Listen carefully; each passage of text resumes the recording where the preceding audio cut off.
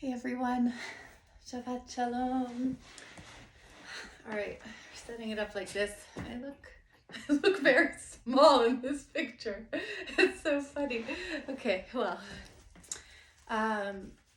some weeks I do more teaching, some weeks I do more reading. I like the readings. I think you guys like the readings because we end up doing all of it together when we do that. So we'll do a reading this week, and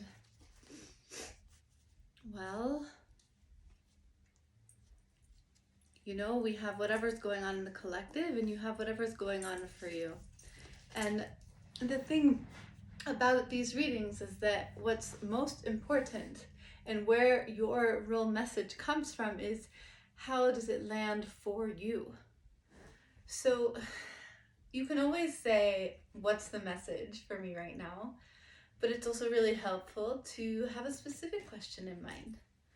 And I want to remind you of how these readings work. So also, I had a really, really big excitement this week about this work and what I'm calling Kabbalah mapping in terms of being able to map out your soul's journey. And so the cards are part of it. This is the part of the map that's mapping out where you are right now. But there's also a way, this is so cool, you guys, there's a way that we can type your birthday in, just like you would for an astrology reading or a human design reading. But instead of looking at, which sign are influencing you, or, which human design profile are you, there's a way to look at which sphirot, which Kabbalistic attributes are the ones that are your primary influences over different aspects of you. So the idea is that we are, each of us, a soul, and then ultimately one giant soul, but that you are a soul and I'm a soul. And I like to think of this video game analogy, you've probably heard me say before, where, we're kind of all up there going, yeah, I think I'll play another round, like it's time to incarnate again.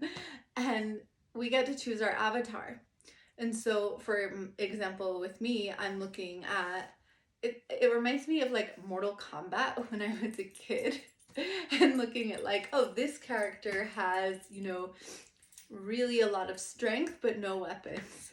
Okay, just to use a really violent example. But like this character over here has less strength, but they have these really cool tools or weapons or whatever. This person has medium strength and no weapons, but like really interesting gadgets. And like alternative tools. And so each character has its own strengths and weaknesses. And this person's very fast and agile, but less strong, right? You get the point. So similarly, if you look at the Sefirot as those attributes, and then you look at your avatar, and there I am, pre-incarnation, going, okay, I'm going to incarnate again. Obviously, this is just an example to bring a point across. It's more complicated than this, but it's as if it were like, oh, hey, look, this Shifra character. She's like really got these attributes, maybe a little less of these. The truth is that I've been playing different avatars, and so the reason that Shifra, I'm eligible for Shifra, you could say, because of what I previously have already developed and not, right? So there is that aspect to it. But essentially I go, all right, I'm going to be this Shifra character. Ta-da. And you chose, the character you chose. And it's like, all right, well, they're going to be born with these privileges and these challenges. And they're going to have these attributes and these difficulties, etc., etc. And then life serves us with many different opportunities. And each opportunity is a chance to further develop those different attributes of ourselves. Now, there's a way to look at it from an overarching life path, kind of like, as I incarnated, where is this lifetime? What are the major influences of this lifetime? Now, please keep in mind, and I will repeat this again and again and again, that we do not do this in any kind of way that is like divination or predicting the future. Why? Because we believe that by your choices and actions, those things can change. Those things are not written until they are done. And, you know, even then there's some debate about that. But so therefore, we believe that we get to make choices that actually contribute to the co-creating with Creator of our future. And right now, what we get to learn about are let's learn about our personality. Let's get to know ourselves better so that we can be more aware and conscious of those choices that we end up making, right? And so we can do it from how we're born. Here are the influence I'm born under. So if you, gosh, if one of y'all wants to like put your birth information in to the comments under here, ooh, that could be a really fun thing to do for next week, is to actually read one of y'all's charts. Because this is even new for me. Like, this is like coming in, right? I don't know if you know kind of my story a little bit, but basically like spending 3 years mostly alone in the forest, meditating and praying and like speaking to nature and spirit and being deep in my practice, and then just one day channeling this deck and the book that goes with it and the whole thing. Some of the things that I had, previously learned, and then some of the things that I just remembered, right? So that's where this came from. And so it's still downloading. Like, there are still more aspects to this modality of healing that are still downloading. And I'm very excited because I'm going to be doing a foundations course for eventual practitioner training. And you guys are getting to like really see it unfold with me. So put your birthday in so that I can actually give one of y'all a reading from this perspective. It'll be very, very cool on a video like this next week. And in the meantime, okay, fine, maybe that's like the overarching energies that influence your life. But what about right now? And so you could say, what about right now today? Us as a group. Another way you can use the cards though is like, okay, what about this particular goal that I have, or this particular obstacle in my life? What part of myself is life asking me to develop? Which attribute in order to overcome this obstacle? Because then it's like in the video game, bing, you get the points in your little toolkit, you get an extra life or whatever the attribute is, you get more points to it and you accelerate to the next level. And then you eventually get the same challenge again, but different at the next level, right? And you just keep working your way from there as we embody more and more and more and more of our higher soul, and ultimately of who we really are, for the sake of fulfilling our unique purpose in the greater purpose of bringing light down to this world, to this realm. Because when creation, happened, all the holy sparks disperse. Ultimately, everything you see is part of the divine, is part of the creator, is part of that which we call God, which check out my podcast, What is God Podcast, on shifrabloom.com, and check out, I think it's episode 1 or 2, where I give my definition to what is God, because it is not so simple. And I even last night watched, oh my gosh, so I turned 37 this month, and I watched a video of a 21-year-old me giving a speech at Princeton University called What and Where is God, and What Does It Have to Do with Me, where I gave my 21-year-old succinct definition of what is God. And even back then, it was not so simple. And you can find that as well on the same website. So I'm going on tangents, but that's part of the magic. That's part of how these little downloads and teachings come in as we do this. So that is what we do when you draw the cards. When you put your birthday in, it's overarching life. When you draw a card, it's based on this situation or based on this moment.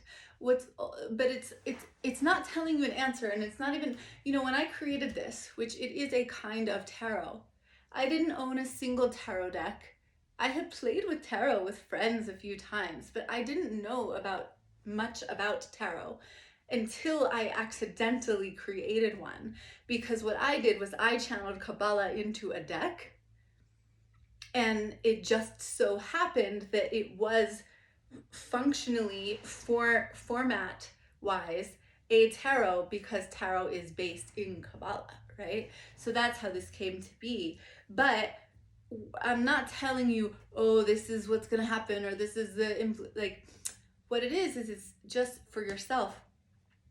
here is what life wants you to really delve into for yourself and introspect on in order to move to the next.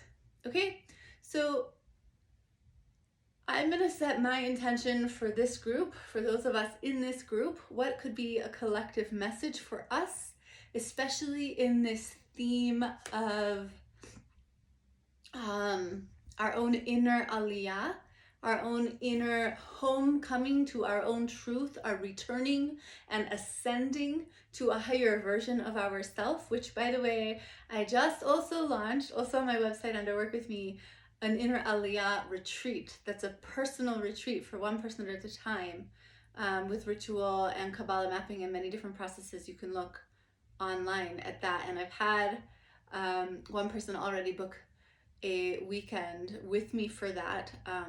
You can do a few different locations, but the primary location for that is Boulder, Colorado.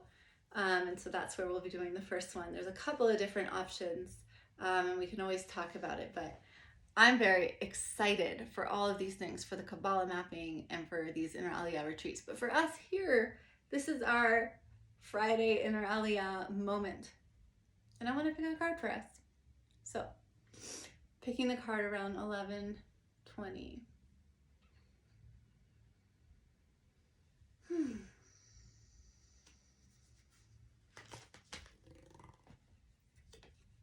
Keter.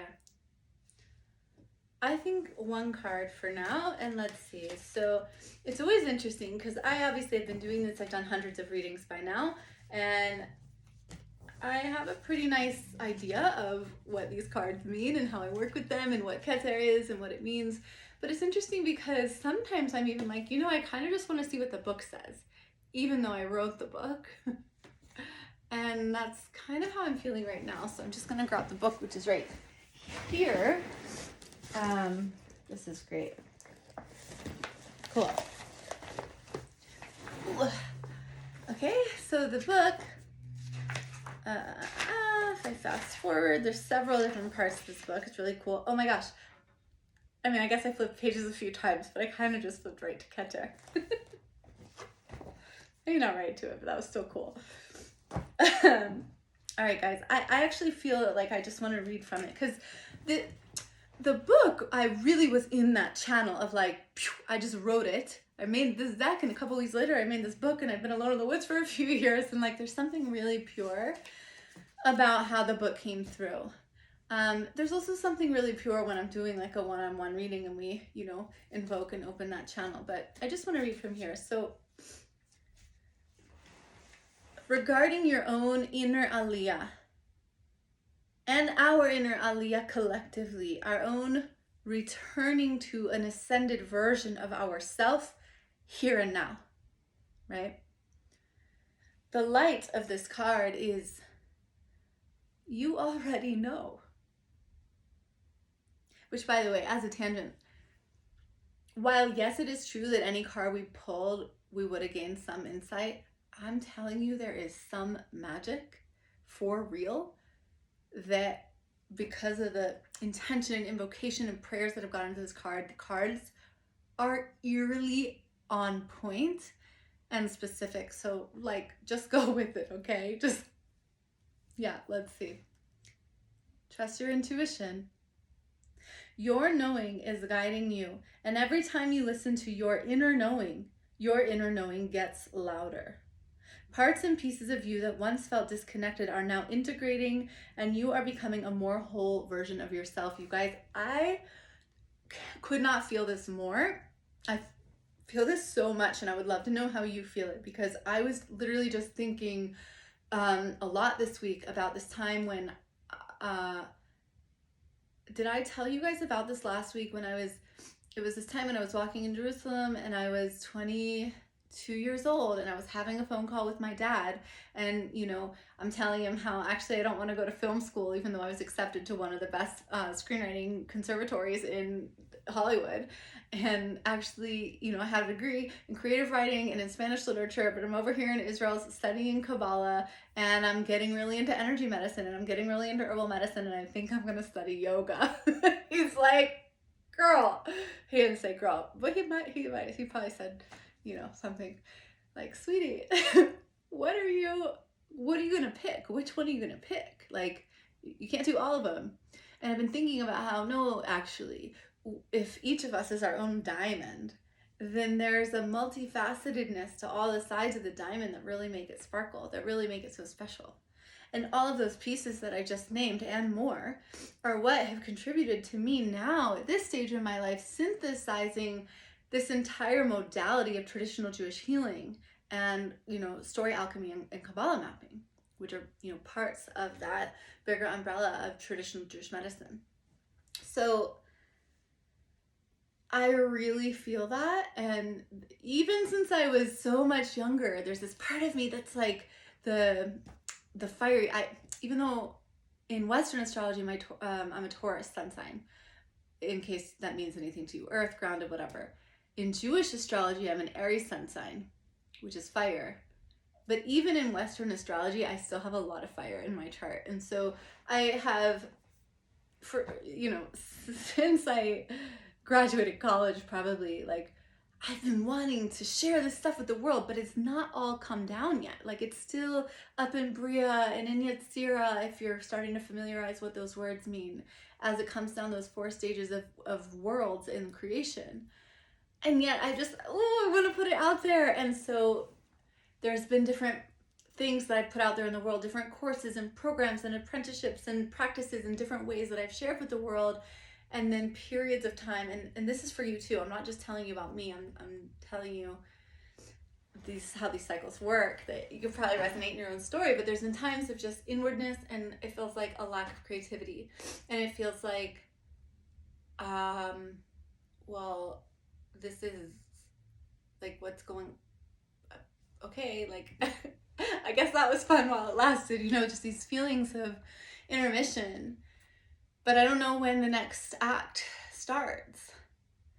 And recently, this of you're becoming a more whole version of yourself.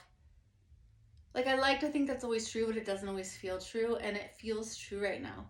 And I would, again, love for you to comment and let me know the ways in which it feels true for you. And by the way, one of you guys, and forgive me right now for blanking, we're asking how you can communicate with me and get in touch with me. And obviously the comments, but it's not, it's not as intimate of a space. In this Patreon app, which is where this video is being posted right now, there is a chat function on the mobile app from your phone, not from the desktop, where you can send me a private message. And I would love for you to do so. You're very welcome to do so. And then there are other ways that we can take it even further from there. You're welcome to send me messages in there if you have a question or something. It's part of being in this group. And I will respond, and it will be great. And I like to get to know you guys in that way. It's wonderful. It's enjoyable. And I appreciate you guys reaching out when you do. And then there are other ways where, I do work with clients one-on-one, usually in a 6-month container. And I do now these private retreats. Those are very, very powerful containers. Obviously, they're a bigger commitment. They're not just like, how do I talk to you? Because you're in this Patreon group right now, as of, April 11th or whatever day it is, I do have it that y'all are able to book a single session, which isn't something I have available. And just let me know if you want that. It's a pleasure. It's something I love to do, and it's really only available to you guys for the most part right now. And then, we'll set up a consultation and hop on the phone if you wanted to talk about something else. My website's a little bit under construction, but you're welcome to see what's there. But really just reach out to me. So wanted to say that. Let's read into the shadow. Are there parts or pieces of yourself that are not integrated, that are crying out for your attention, to be loved, heard, or felt? Perhaps there are pieces of you that still feel emotional and need to simply be held by you and loved by you. Hold on, I have to start that over. Are there parts or pieces of yourself that are not integrated, that are crying out for your attention to be loved, heard, or felt? Not integrated. There's this ritual that I do called the homecoming ritual, which is something that is also part of the Inner Aliya retreat. but it's this shamanic process of, and those of you who know how to do this, I think it's something we should all do, and not just once, you know. At different times of our lives, different pieces of ourselves are ready to come back home. But this ritual that I do is a shamanic guided meditative ritual of going deep within and shamanically, you know, if you've done shamanic journeying, if you haven't done shamanic journeying, it might be a little hard to grasp. I could do a video on shamanic journeying if you guys want me to. But in the shamanic journey, you're traveling back to different parts and pieces of yourself throughout your life who have disassociated or disconnected. And you're inviting them like, hey, little 6-year-old version of me, you can come home now. Like, I'm here and I need you. And what's interesting is that oftentimes, sometimes they're just like, wee, yay, okay, great. It feels so good. And you bring them back into your heart. But sometimes there's pain there and there's a distrust where you broke trust with yourself. And then the conversation is kind of like, hey, I just want you to know that I'm here and I see you, and I'm sorry for the ways I abandoned you, meaning a version of our past self, in the past, but I'm recognizing it now. And I can't promise to be perfect, but I can promise that I'm going to continue to show up and try. And I want you to know that I actually need you, and I love you, and I want you. And when you're ready, I'm here. And are you ready now? And sometimes there's anger, and sometimes there's, but I don't trust you. And it's not solution finding. It's just, I'm holding space for you, and I understand why you feel that way, and I'm here for you. And it's just that reiteration of, and now I'm here for you, and how do I trust you, and how I know you're not going to abandon me again, and I'll just keep showing up. And then that's what you do, is you keep showing up, and you keep going back and having a relationship with this part of yourself, and you actually learn what this part of yourself needed and still needs until finally they're ready to reintegrate. It's a really powerful thing to do, and it's a very powerful process in this homecoming. So that is the homecoming ritual, and then there's like a little party that you throw for yourself at the end. I mean, you can do it in little bits and pieces, 15 minutes here and there, but really the ritual is a really deep shamanic experience that will last, you know, an hour or more of that. So that is what this makes me think of as being asked to happen, and it makes a lot of sense that that's being asked of not only for myself and for each of you, but also collectively, wow, on a bigger scale. And